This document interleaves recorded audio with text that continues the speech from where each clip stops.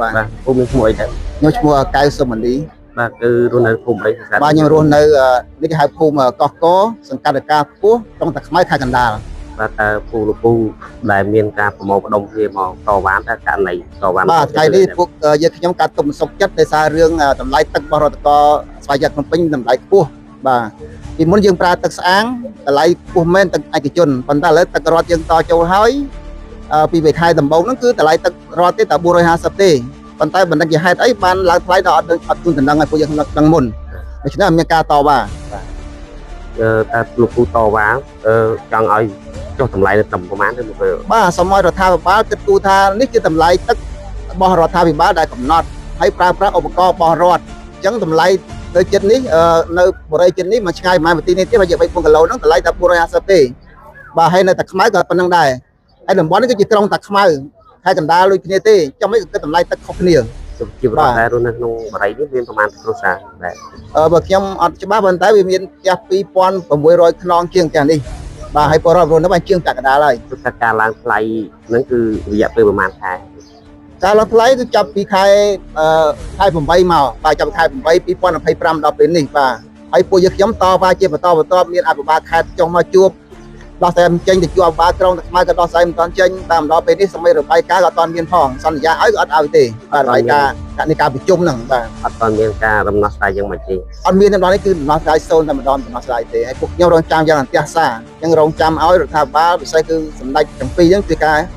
ជួយដោះស្រាយបញ្ហានេះជូនពលរដ្ឋក្នុងបរិយាស្រីគ្រប់ផង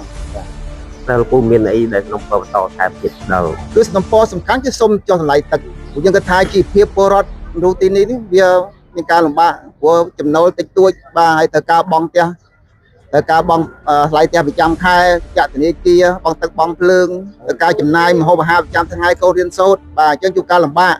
គេស្នើសុំសម្ដេចអគ្គមហាសេនាធិបតីហ៊ុនសែននិងសម្ដេច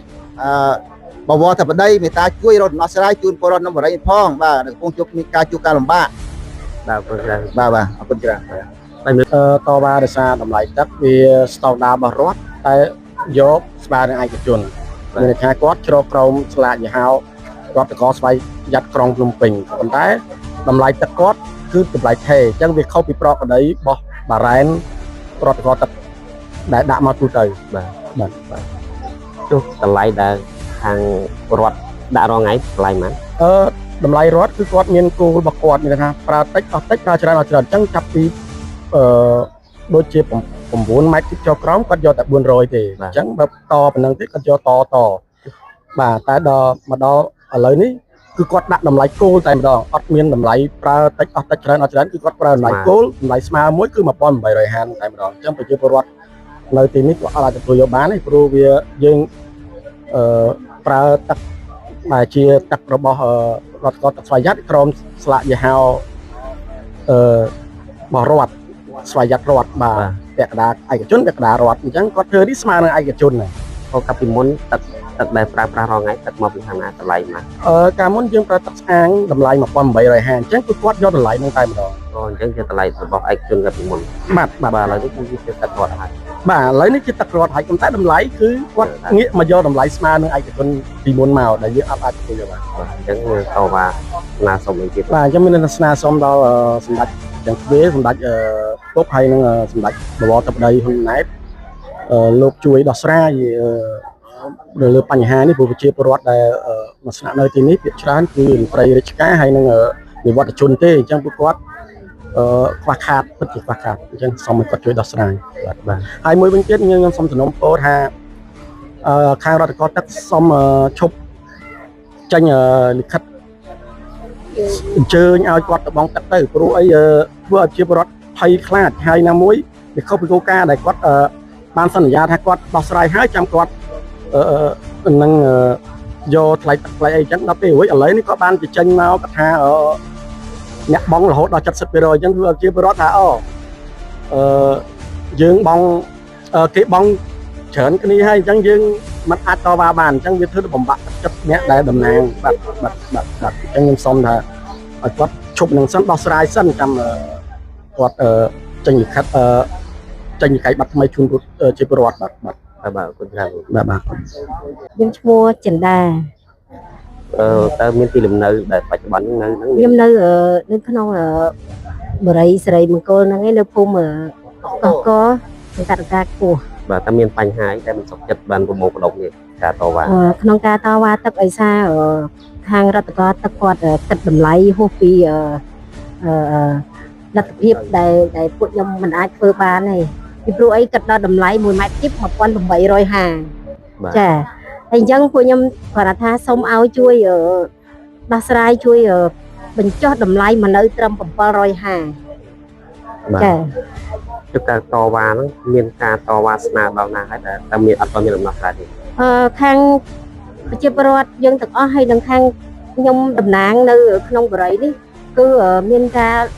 ឡើងទៅជួបជាមួយនឹងលោកអភិបាលខេត្តរងនិងអភិបាលក្រុងចាសូមគាត់ជួយសម្រួលទៅលើការបញ្ចុះតម្លៃទៅលើទឹកហ្នឹងប៉ុន្តែអត់មានដំណោះស្រាយជូនពួកខ្ញុំទេ បាទ ចា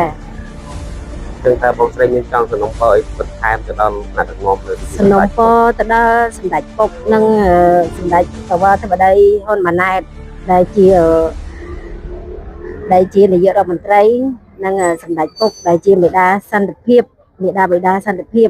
សូមជួយកូនចៅនៃទុកលំបាកកូនចៅនៅបញ្ហាទឹកតម្លៃខ្ពស់សូមឲ្យជួយសម្រួលទៅលើតម្លៃនៅសាល750ជូនប្រជាពលរដ្ឋនៅក្នុងបរិយស្រីមង្គលនេះផង មានមួយដែល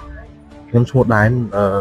ជាប្រជាពលរដ្ឋហើយក៏ជាតំណាងឲ្យប្រជាពលរដ្ឋដែលរស់នៅក្នុងលំនៅឋានសេរីមង្គលបាទ តើមានបញ្ហាអីដែលបាននាំបងប្អូនតវ៉ាបញ្ហាហ្នឹង បញ្ហាដែលយើងមកនៅទីនេះ យើងមិនធ្វើបាតកម្មគុតកម្មទេគឺយើងមកទីនេះដើម្បីស្នើសុំឲ្យសម្ដេចពុកសម្ដេចម៉ាហើយក៏ជាពិសេសសម្ដេចបវរមហាធិបតីហើយនិងលោកជំទាវចៅច័ន្ទនីដែរបាទហើយក៏ផ្ញើជូនដល់អាជ្ញាធរគ្រប់ជាន់ថ្នាក់ជាពិសេសគឺរដ្ឋបាលទឹកស្វាយក្រុងភ្នំពេញដើម្បីជួយដោះស្រាយឲ្យពួកយើងខ្ញុំនៅតម្លៃទឹកដោយសារតែទឹកវាមានតម្លៃខ្ពស់ពេកបាទក្នុង1ម៉ែត្រគីបគឺ1850នៅក្នុង1ម៉ែត្រគីបបាទពួកយើងមកទីនេះគឺដើម្បីសូមឲ្យសម្ដេចពុកសម្ដេចម៉ែជួយរកដំណោះស្រាយឲ្យដល់កូនចៅបាទដោយសារកូនចៅរស់នៅទីនេះគឺការទុកមិនសុខចិត្តទេបាទដោយសារតែតម្លៃនេះវាខ្ពស់ពេកដែលយើងមិនអាចទទួលយកបានបាទ ការឡើងថ្លៃនេះប្រហែលខែ បើជារួមទៅចិត្តកន្លះឆ្នាំហើយ តាមគឺតម្លៃ តាំងពីខែ7 2025មកដល់បច្ចុប្បន្នគឺយើងធ្វើការដោះស្រាយជាមួយអភិបាលក្រុងអភិបាលខេត្តជាពិសេសលោកអាយដាមគួយចម្រើនបាទសូមផ្ញើសម្លេងនេះទៅដល់អាយដាមគួយចម្រើនជាពិសេសសូមមេត្តាជួយមើលថែកូនចៅដែលនៅក្នុងភូមិកោះគោសង្កាត់រកាខ្ពស់ក្រុងតាខ្មៅខេត្តកណ្ដាលដែលជាខេត្តមួយដែលអាយដាមគួយចម្រើនអ្នកគ្រប់គ្រងក៏ដូចជាមានណាបេណាមើលថែកូនចៅដែលនៅក្នុងខេត្តកណ្ដាលជាពិសេសបាទ បាទបងមានអីបន្ថែមទៀត ពីខ្ញុំទៅក៏ដូចជាប្រជាពលរដ្ឋទាំងមូលគឺស្នើឲ្យការដឹកនាំគ្រប់ផ្នែកទាំងអស់មេត្តាជួយដោះស្រាយរកដំណោះស្រាយឲ្យពួកយើងខ្ញុំដែលថាកំណត់ទឹកថាពី1850ឲ្យចុះមកនៅតម្លៃមួយណាដែលពួកយើងខ្ញុំអាចទទួលយកបានបាទ